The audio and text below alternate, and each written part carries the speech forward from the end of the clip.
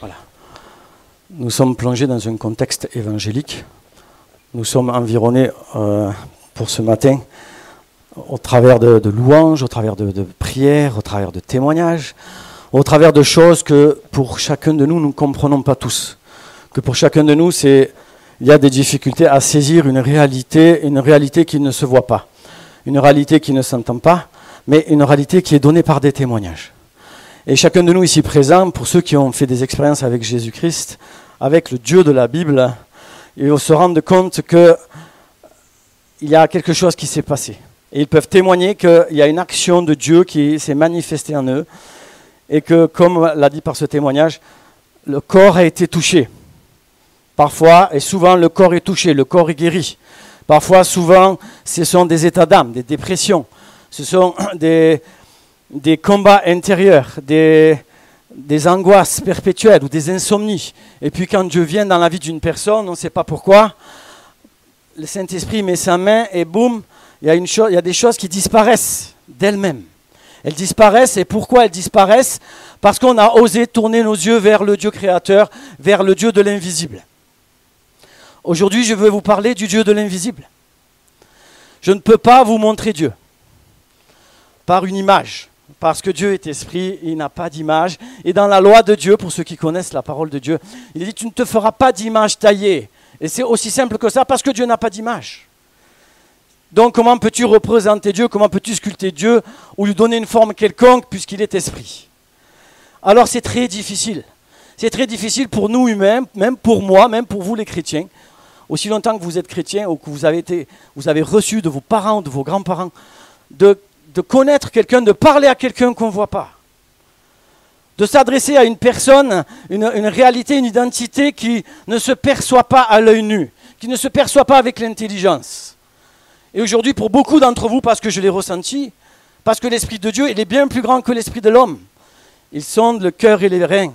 Et il donne à ses serviteurs d'entendre vos pensées. Il donne à ses serviteurs de sentir ce qu'il y a au fond de vos cœurs et même ce qu'il y a caché. La puissance du Saint-Esprit va au-delà des apparences. Elle va au-delà des formes. Elle va au-delà de la matière. Et c'est ce Dieu-là que je sers. Et je le sers, et vous savez pourquoi? Parce qu'il m'a tellement confondu dans ma vie, il m'a tellement touché ma vie, il a tellement ouvert mes yeux sur le présent et sur l'avenir, que je me dis, c'est pas possible de vivre sans Dieu. C'est pas possible de vivre sans Dieu. Il est possible de vivre sans Dieu quand on ne connaît pas Dieu. Parce qu'on ne connaît pas Dieu. Parce que ça reste une religion, ça reste une idéologie, ça reste une doctrine, ça reste un livre. Je ne peux pas suivre un Dieu au travers d'un livre. Pour ma part, c'était impossible. Je ne peux pas marcher derrière quelqu'un parce qu'on m'a dit « Ouais, il est écrit alors accompli, il est écrit alors soumets-toi ». Dans le monde où nous sommes, et vous pouvez en témoigner, on nous apprend à être des indépendants. On nous apprend à avoir une identité propre. On dit à nos enfants, tu dois te défendre, tu dois te faire respecter. Nos lois sont données pour que les gens soient respectés, à un tel point que bientôt on ne pourra plus rien faire, plus rien dire. Un enfant, quand il est corrigé, aujourd'hui, il a le droit de porter plainte contre ses parents. Qu'il soit maltraité, je suis d'accord, mais que s'il est corrigé, c'est autre chose.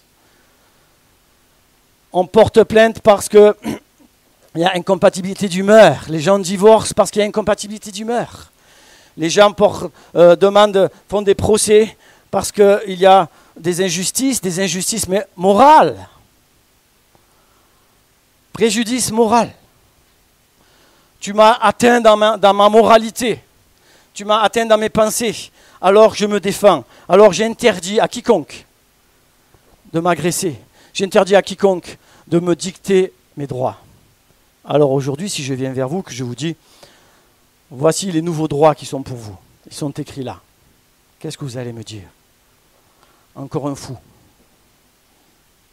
Encore un fou qui va imposer une religion. Encore une secte qui se sert de la Bible parce que cette Bible-là, c'est le plus vieux livre du monde. Et puis il sert pour établir les lois civiles, les lois morales, exactement. Parce que dans ce livre, tout est contenu. Pour l'éducation des enfants et pour la direction des nations, tout est écrit dans ce livre. Et à travers de ce livre, beaucoup de religions, beaucoup beaucoup de peuples et beaucoup de groupes d'hommes ont conduit les hommes dans des directions différentes. Alors, est-ce qu'il faut suivre un livre? Est-ce qu'il faut suivre la pensée d'un homme? Et la parole de Dieu nous enseigne à revenir vers Dieu, à nous approcher de lui. Dans Romains chapitre 5, verset 12, et aujourd'hui je vais m'appuyer sur la Bible, sur la parole de Dieu pour attester ce que je dis. Il est écrit, Romains 5, 12, c'est pourquoi, comme par un seul homme le péché est entré dans le monde, et par le péché la mort, et qu'ainsi la mort s'est étendue sur tous les hommes parce que tous ont péché. La colère de Dieu est sur tous ceux qui se sont séparés de lui à cause du péché. Jésus dira dans Jean 3, 36, « Celui qui croit au Fils a la vie éternelle, celui qui ne croit pas au Fils ne verra point la vie, mais la colère de Dieu demeure sur lui. » La colère de Dieu demeure sur lui. Et un peu plus loin, dans une épître, il est marqué, 1 Thessaloniciens 5, 9, « Car Dieu ne nous a pas destinés à la colère, mais à l'acquisition du salut par notre Seigneur Jésus-Christ. » Le plan de Dieu, sachez-le, et nous le savons, le plan de Dieu, ce n'est pas que nous restions sous la colère de Dieu. Les hommes qui refusent de connaître Dieu sont sous le joug de la colère de Dieu. Et c'est pour cela qu'il y a tant de guerres, tant de meurtres, tant d'injustices, tant de maladies, etc. Parce que les hommes se sont retirés de la gouvernance de Dieu, de l'autorité suprême du Seigneur. Et grâce soit rendue pour tout homme qui accepte le plan de Dieu, qui désire connaître le plan de Dieu, il y a une solution. Ce n'est pas si simple que ça. Il ne suffit pas de dire aux gens, croyez au Seigneur Jésus, confessez que Jésus est le Fils de Dieu. Il ne suffit pas de dire, venez à l'église, lisez la Bible, apprenez-la par cœur, devenez chrétien, faites-vous baptiser, suivez ce qui est écrit, suivez ce que les messagers, ce que les pasteurs enseignent. Jésus dira, il y a beaucoup d'appelés et peu d'élus. Est-ce que vous vous êtes déjà posé la question, y a-t-il une condition pour être sauvé? Y a-t-il une condition pour être pardonné? Et nous connaissons tous que le salut est donné par grâce. Amen. Le salut est donné par grâce. À partir de la grâce, merci, à partir de la grâce, à partir de ce don gratuit de Dieu, Dieu nous sauve. Et à partir de là, je dis que c'est ma foi qui me sauve. Mais est-ce qu'avec la foi, il n'y a pas une condition? Est-ce qu'il n'y a pas une condition? Amen. C'est mon sujet de ce matin. La repentance. L'œuvre de Dieu, c'est de rapprocher les hommes de sa sainteté afin qu'ils retrouvent la paix. D'accord? Afin qu'ils retrouvent l'équilibre dans leur vie, afin qu'ils soient séparés du jugement de Dieu, de la colère de Dieu. Et Dieu a accompli cela en envoyant son Fils bien-aimé, afin qu'ils prennent sur lui le pardon de mes péchés. On a compris ça? Amen. Il a fait ça afin que le châtiment qui devait me retomber à moi, il tombe sur lui. Il a été frappé pour moi. Et parce qu'il a été frappé pour moi, est-ce que je lui suis redevable? Je ne suis pas redevable à Jésus-Christ. Je ne suis pas redevable du sacrifice qu'il a fait pour moi. Est-ce que c'est possible? Est-ce que je lui dois quelque chose pour ce sacrifice? Excusez-moi, je vais peut-être vous contrarier ce matin. Et bien sûr que je lui dois quelque chose. Je lui dois ma vie. Je lui dois ma foi. Je lui dois tout. Jésus dira, celui qui veut venir à moi, qu'il prenne sa croix. Qu'il prenne sa croix et qu'il me suive. Ce n'est pas une condition. Mais ce n'est pas au travers de cette condition que je suis sauvé. Attention, je tiens à préciser ce que vous croyez, c'est juste. Et je le crois aussi, c'est par la grâce que je suis sauvé. C'est par la grâce que je suis sauvé. Mais cette grâce s'accomplit en moi si je prends ma croix. Si j'accepte, voilà la condition, si j'accepte que Jésus est mort pour moi. C'est la seule condition. Mais comment je peux accepter que Jésus est mort pour moi? Par la repentance. En comprenant, en réalisant que ce châtiment qui devait tomber sur moi, il est tombé sur lui. Amen. Vous êtes d'accord? Comment je ne suis pas redevable de quelqu'un qui me sauve la vie? Simplement, dans la vie. Vous tombez au fond d'un fossé avec votre voiture, vous êtes dans un ravin, vous êtes bloqué. Vous savez que c'est une route perdue. Personne ne passe jamais par là.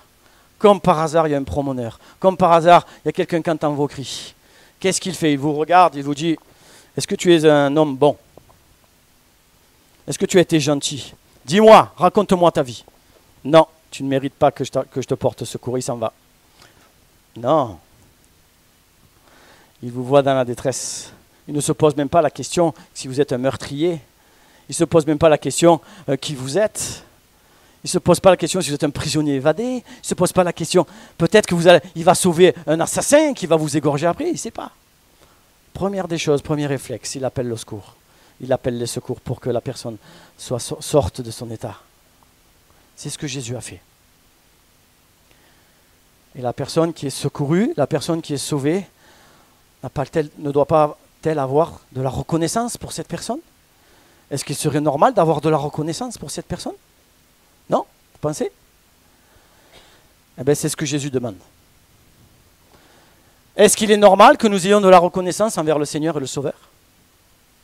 Est-ce qu'il est normal que nous reconnaissons que ce qu'il a fait pour nous, c'est juste? Voilà la condition. Amen. Si je dis que je crois au Seigneur Jésus, mais que je ne reconnais pas que ce qu'il a fait pour moi, c'est juste, il n'y a pas de salut pour moi. C'est ce que je veux dire ce matin. Amen. On est d'accord? Mais c'est une notion très importante. Aujourd'hui, on prêche le salut aux gens sans parler de la repentance, sans parler de la reconnaissance. Mais nous faisons des religieux. Jésus le dira. Vous faites de ces nations des religieux. C'est pas ça que Dieu demande. Et que ce que Jésus disait. Luc 24, 47. Et que la repentance et le pardon des péchés seraient prêchés en son nom à toutes les nations, à commencer par Jérusalem. Les disciples, Marc 6, 12, ils partirent, ils prêchèrent la repentance. Ils chassaient beaucoup de démons, ils joignirent d'huile beaucoup de malades et les guérissaient. Acte 5, 31.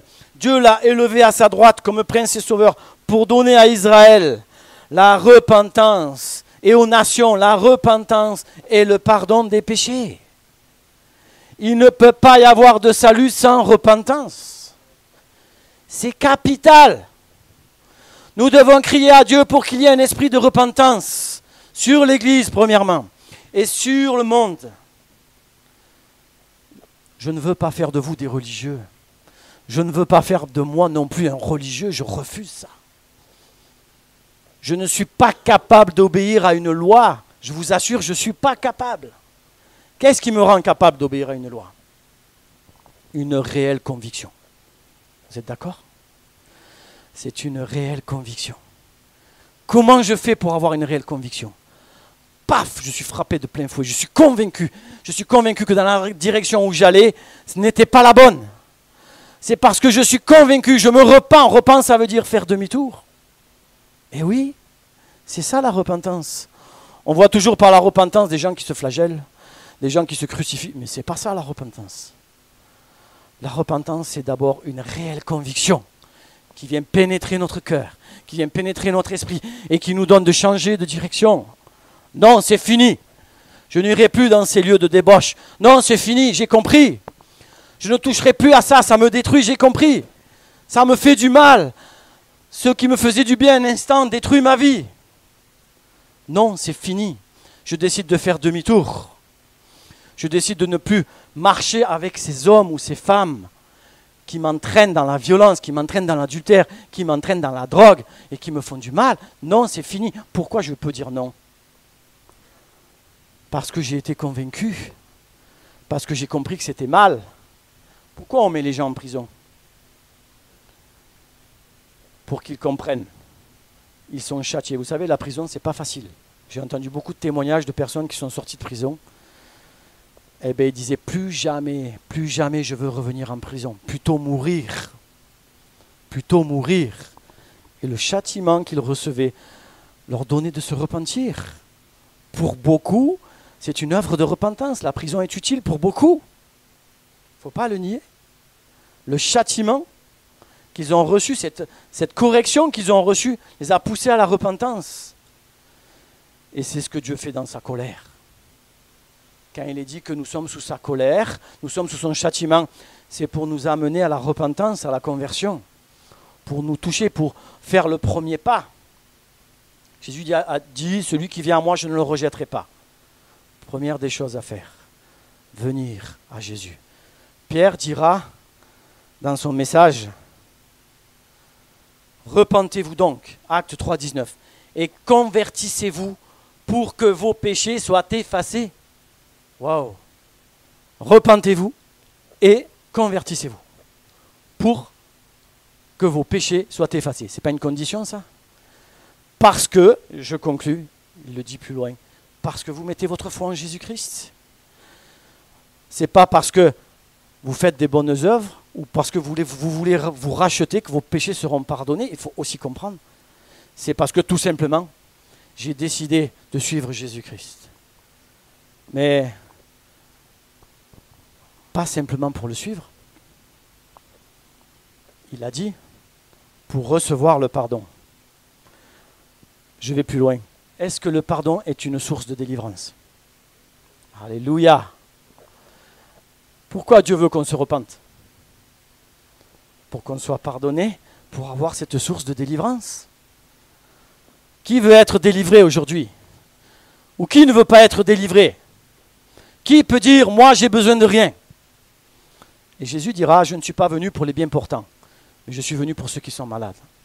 Et oui, le pardon touche les gens qui sont malades. Le pardon et la repentance touchent les gens qui ont des besoins. Tout simplement pourquoi? Pour qu'ils soient délivrés. Et il y a des fois où on dit, mais je suis la victime. Ai-je besoin de repentance? Je n'ai jamais fait de mal. Ai-je besoin de repentance? Oui, tu as besoin de changer de direction. Oui, tu as besoin de prendre une autre direction. Simplement, on l'a lu tout à l'heure, Jean 3, simplement si tu n'acceptes pas ton Sauveur, si tu ne le reconnais pas comme ton Seigneur et comme ton Dieu, tu restes sous la colère de Dieu. Simplement à cause de cela, si tu ne veux pas suivre Jésus, tu restes sous la colère de Dieu et tu ne pourras pas être délivré de tes angoisses, de ta maladie, de tes souffrances, de tes problèmes. Ce n'est pas possible. Et simplement, en venant vers lui, en comprenant que j'ai marché pendant tant d'années par mes propres forces, ou avec l'aide d'autres personnes, ou sous une autorité qui n'était pas celle de Dieu, eh bien, je ne pouvais jamais être délivré. J'aurais beau aller voir des médecins, j'aurais beau aller voir des sages, des intelligents, des philosophes, qui on veut, ça ne changera rien. J'aurais beau me plonger dans la religion, si je continue, ça ne changera rien. Ce qui compte, c'est de rencontrer Jésus-Christ. Ce qui compte, c'est de s'approcher de lui et de faire ce premier pas de repentance et de conversion. Et il se passe une chose extraordinaire. Et c'est ce que j'ai dit tout à l'heure dans ma prière. Le Saint-Esprit vient pour convaincre de péché. Alléluia. Mais avant, il y a une démarche à faire. Avant, il y a un instant dans notre vie, il faut savoir s'arrêter. Il faut savoir tourner les yeux vers le ciel. Et c'est souvent quand on est dans l'étau, au fond du puits, qu'on crie à Dieu. À partir de là, on commence le chemin de la repentance. Parce qu'on décide de changer de voie. On décide de prendre une autre direction, ne serait-ce qu'en pensée. On commence le chemin de la repentance. Et on crie au Seigneur. Et ce que le Seigneur attend des hommes, c'est qu'ils se repentent. Qu'est-ce qui a sauvé Ninive? Ninive, pour ceux qui connaissent, où le prophète Jonas est entré pour annoncer la condamnation de cette ville. Et c'est ce qui se passe aujourd'hui même dans nos nations. L'effondrement économique, les épidémies, les famines, les catastrophes naturelles, c'est exactement ce qui se passe dans nos nations. les morts prématurées, les incestes, les meurtres, les viols, etc., etc. Les hommes sont livrés à leur corruption. Ils sont jetés en pâture à Satan. C'est exactement ce qui se passe. Et il y a des prophètes qui parcourent les nations. Et ils existent encore, ces prophètes. Et ils crient aux nations, revenez à Dieu, repentez-vous, humiliez-vous devant la main puissante de Dieu. Nous avons besoin de Dieu. Nous avons besoin de lui pour qu'il conduise notre vie. Et c'est une réalité. Parce que nous venons vers lui, nous confessons nos péchés. Il est fidèle et juste pour nous les pardonner. Et il se passe donc cette action du Saint-Esprit qui est capitale. C'est ce qu'on appelle la nouvelle naissance. C'est ce qu'on appelle la vie de Dieu qui vient à nous et qui nous montre l'état de pécheur que nous sommes. Parce que Dieu voit un cœur disposé. Dieu voit un cœur ouvert. Aujourd'hui, quand on va dans la rue, qu'on parle de Jésus, qu'on parle de son œuvre, qu'on parle de la croix, on a des murs. Il est écrit, ils ont des oreilles, ils n'entendent pas.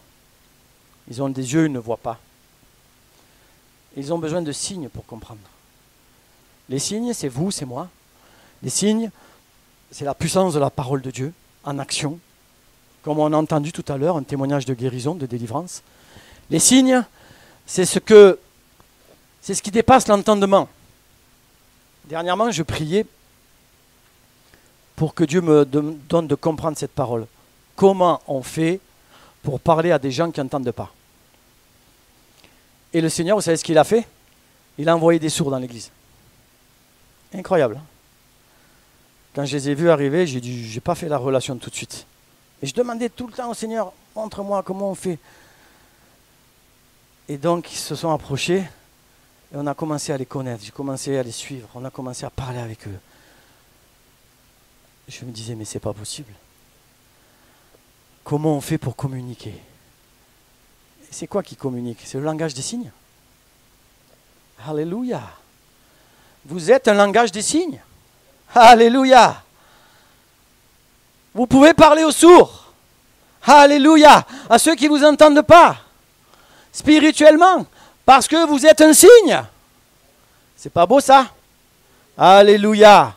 Alors crois que tu es un signe. Quand tu vas vers quelqu'un dans la rue, dis-toi qu'il est sourd. Dis-toi qu'il est même aveugle.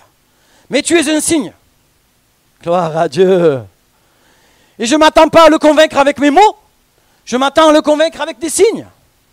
C'est ça que je dois garder dans mon esprit. Et c'est ça que Dieu m'a fait comprendre. Recherche les signes. Recherche ma puissance. Recherche la vision de Dieu sur les hommes. Et ne cherche pas à les convaincre. Et vous savez l'effet que ça a fait au milieu de nous, parce que nous avons un culte pour les sourds maintenant une fois par mois. Et ils viennent à une quinzaine. Hein. Alors on est tous là. Il y a quelqu'un qui fait l'interprétation. Et moi je les observe. Et je me dis, waouh, quelle expression. Ils s'expriment avec leur corps. Ils s'expriment avec leur être. Non pas les mots. Donc ils marchent, ils fonctionnent avec ce qu'ils sont. Et ils parlent avec leur expression. Ils me parlent. Moi je commence à comprendre ce langage. Et je me dis, et toi Gabriel, est-ce qu'ils te comprennent? Et là je me mets en question. Mais c'est la même chose dans ton travail. C'est la même chose dans ta famille. C'est la même chose là où tu habites. Tu as besoin d'être un signe. Tu as besoin que l'Esprit de Dieu te saisisse. Alors, une seule solution. Je reviens à mon message, la repentance. Vous le saviez ça? Une seule solution pour l'Église, pour le chrétien, pour qu'il devienne un signe. La repentance, la conversion, la transformation. La repentance, c'est le commencement de l'adoration. Adorer, ça veut dire se prosterner, frères et sœurs. C'est pas s'éclater en louange, c'est pas ça l'adoration. C'est pas faire du bruit, c'est pas faire des mises en scène, c'est pas ça l'adoration devant Dieu. Jésus dira, ce que Dieu cherche, ce sont des adorateurs en esprit et en vérité. Amen. Ce sont des gens qui ont un cœur repenti, un cœur prosterné, un état d'esprit humilié. Alléluia. Alléluia. Ça, c'est un signe. Merci Seigneur. Que Dieu soit béni. Soyons des signes. Et parce que je vis dans l'adoration, je vis dans la repentance. Mais la repentance n'est pas un fardeau. Elle n'est pas quelque chose qui m'aplatit, pas du tout. Il est écrit dans 2 Corinthiens 7,10, « En effet, la tristesse selon Dieu produit une repentance à salut, dont on ne se repent jamais. Tandis que la tristesse du monde produit la mort. Car la tristesse, conforme au plan de Dieu, produit un changement de comportement qui conduit au salut, sans qu'on ait à le regretter. Mais la tristesse causée par les soucis de ce monde produit la mort. La tristesse, selon Dieu, produit la repentance. 2 Corinthiens 7,10. À salut. Elle donne un changement de vie. À salut. Pour être sauvé, pour entrer dans une libération. Est-ce que j'ai compris ça? C'est capital. La repentance, ce n'est pas un mot terrible qui met les gens sous des fardeaux. Non! La repentance, elle me donne de rentrer dans l'adoration. Elle me donne d'avoir un cœur contrit, humilié, rester en esprit, en vérité, constamment. Constamment, je sers qui? Ni les hommes, ni moi-même, je sers Dieu. Alléluia. Alors, qui voulez-vous servir ce matin? Dieu? Alléluia. On est d'accord. Alors, à cause de cela, je vis sous la conduite de l'Esprit de Dieu. Je vis sous les œuvres qui sont dignes de la repentance, dans Actes 26, 20. J'ai prêché la repentance et la conversion à Dieu dans la pratique d'œuvres dignes de la repentance. D'œuvres dignes de soumission, ça veut dire. D'œuvres dignes conformes à la parole de Dieu, tout simplement. Parce que Jésus-Christ en moi m'a convaincu de péché. Est-ce que nous, les chrétiens, on a besoin d'être convaincus de péché? Oui? Ah, vous me rassurez. Non, moi je connais Jésus. C'est fini, il a pris mon péché, terminé. Si tu es un adorateur, tu dois être dans la repentance. Alléluia. La repentance, c'est se prosterner. Et dans les sectes, excusez-moi de faire cette parenthèse, le premier culte qui rend à Satan, c'est prosterner devant lui. C'est dans un état absolu de soumission, avec une sévérité terrible. J'ai entendu le témoignage d'une ancienne sorcière qui s'est convertie à Dieu. Elle disait, quand on venait célébrer Satan, on tremblait. On devait être soumis en tout point. C'était l'adoration à Satan. On devait arriver à l'heure, on devait avoir une tenue conforme, on devait faire exactement ce qui était dit.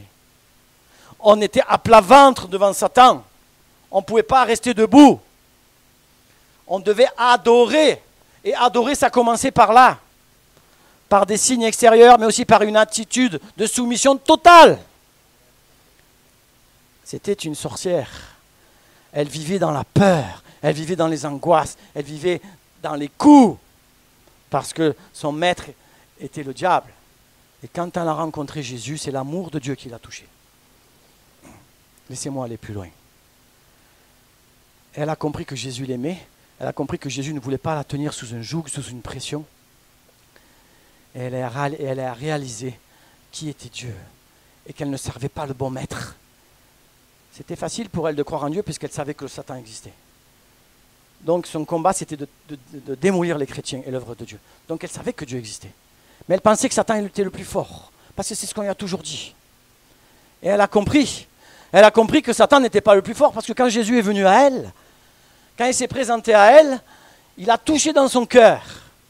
Il lui a montré l'amour qu'il avait pour elle, et ce qu'il avait pris à la croix, ce qu'il avait souffert pour elle. La première des choses qu'elle a fait, elle a pleuré. Elle a crié à Jésus de lui pardonner. Pardonne-moi, Seigneur. Pardonne-moi. Je croyais que c'était Satan le maître, mais je réalise que c'est toi. Pardonne-moi. Repentance, repentance. Est-ce que tu veux me pardonner? Elle criait à Dieu, est-ce que tu veux me pardonner? Est-ce qu'on est passé par là?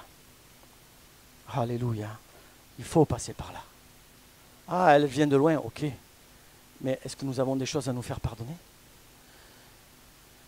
Et le Seigneur lui a pardonné, bien sûr. Je ne rejetterai pas celui qui vient à moi.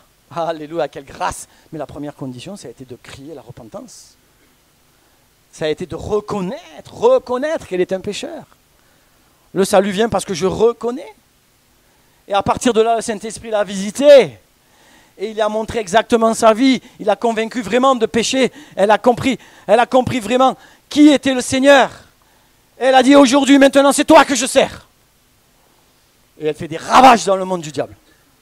Parce qu'il faut voir la puissance de Dieu. Avec quelle puissance elle prêche l'évangile. Vous savez pourquoi? Parce que de la même manière qu'elle a craint Satan, elle craint 2 fois plus Dieu. Oh! Et la première des choses qui l'a choquée quand elle est venue dans les églises, c'est ce manque de crainte. C'est ce manque de respect. C'est cette adoration qu'elle ne voyait pas, qu'elle ne palpait pas. Et elle le dit elle-même. À partir de là, il se passe quelque chose. Si l'Église de Jésus-Christ, si nous les fidèles, on veut rentrer dans l'adoration, il faut rentrer dans la repentance. Afin d'être délivré, afin que ce soit plus moi qui vive, mais Christ qui vive en moi. Alléluia! Et c'est à partir de là que les choses vont changer, frères et sœurs. C'est à partir de là que tu vas être un signe. C'est à partir de là que je vais être un signe. Parce que c'est plus moi qui vis, c'est Christ qui vit en moi. Chose incroyable, chose merveilleuse. Les gens qui m'énervaient avant, ils ne m'énerveront plus. Ils ne m'énervent plus. Les choses qui me contrarient, elles ne me contrarient plus. Parce que je suis dans un état d'humiliation, de repentance, parce que je suis sous le couvert de Dieu. Et les choses ont changé pour moi. Elles sont tout à fait différentes. Et je vis prosterné en esprit et en vérité constamment devant mon Maître. Et je me rappelle une parole de Jésus. Ce qu'on a fait au bois vert, ce qu'on a fait à Jésus, est-ce qu'à moi on ne le fera pas? Paul dira aux Galates, n'avez-vous pas à souffrir quelques injustices? Il est où le problème? Il est où le problème? Est-ce qu'on t'a craché dessus? On t'a mis une couronne d'épines sur la tête? Est-ce qu'on t'a fouetté? Est-ce qu'on t'a déshabillé? Est-ce qu'on t'a crucifié? Est-ce que tu as fait les œuvres de Christ? Parce que lui, il guérissait les gens. Et c'est pour ça qu'on l'a fouetté. Lui, il relevait, il faisait du bien. Il a enseigné des choses qui touchaient les cœurs. Et c'est pour ça qu'on l'a assassiné. Tu déranges la société. Mais si tu veux rentrer dans les œuvres de Dieu, si tu veux être ce signe, prépare-toi à ça. Prépare-toi à ça. L'Église de demain, quand elle va rentrer dans le signe, quand elle va être un signe, elle va être persécutée. Mais qu'est-ce qui vous fait le plus de bien à vous? C'est d'ignorer le malade, de fermer les yeux et de suivre votre chemin pour pas être critiqué, pour pas être mal vu, ou c'est d'aller vers le malade et de le guérir, quitte à être insulté, quitte à être rejeté. C'est de dire la vérité face à un mensonge pour que justice soit faite, ou c'est de se taire pour qu'il n'y ait pas de confrontation? Qu'est-ce que nous voulons? Il y a plus de bien à donner qu'à recevoir, vous connaissez ça. Alléluia. Et ça, c'est vrai. Dans notre vie et dans ma vie de tous les jours, je remarque avec Dieu que je reçois des récompenses éternelles à chaque fois que je peux faire du bien. À chaque fois que je peux aller guérir, relever. À chaque fois que je peux être un signe. Amen. Que le nom du Seigneur soit béni. Je vais terminer par la prière. Alléluia. Seigneur, ta parole est la vérité. J'ai besoin de toi encore plus aujourd'hui. Plus qu'hier. Plus qu'hier, j'ai besoin de toi, Seigneur. J'ai besoin que tu fasses de moi ce signe. Que tu fasses de ton peuple ce signe merveilleux, cette lumière du monde. Ô Jésus, je viens vers toi et je veux avoir ce cœur d'adorateur. Je veux avoir cet esprit contrit, être repentant devant toi, avoir cet esprit qui est vraiment à tes pieds, parce que tu es le Dieu vivant. C'est ton esprit qui convainc de pécher. C'est ton esprit qui me transforme. C'est ton esprit qui me révèle qui tu es. Mais si je ne me convertis pas, et encore aujourd'hui j'ai besoin de me convertir, si je ne me repens pas, encore aujourd'hui j'ai besoin de me repentir, de venir à toi, et de dire je ne suis rien, je ne peux rien de moi-même. d'être un enfant, alors j'aurais beaucoup de mal à te rencontrer, Seigneur. Alors sois béni ce matin, sois honoré pour ta présence. Quelle grâce tu nous fais, quelle grâce tu nous fais par ta présence. Quelle grâce tu nous fais de nous pardonner encore. Quelle grâce tu nous fais de par ce pardon de nous donner tant de bénédictions. Par ce pardon de nous donner tant de richesses et tant d'héritage qu'il y a dans ce pardon. Merci Jésus. Merci. Bénis mes frères, bénis mes sœurs. Et que ton nom soit sanctifié pour l'éternité. Amen.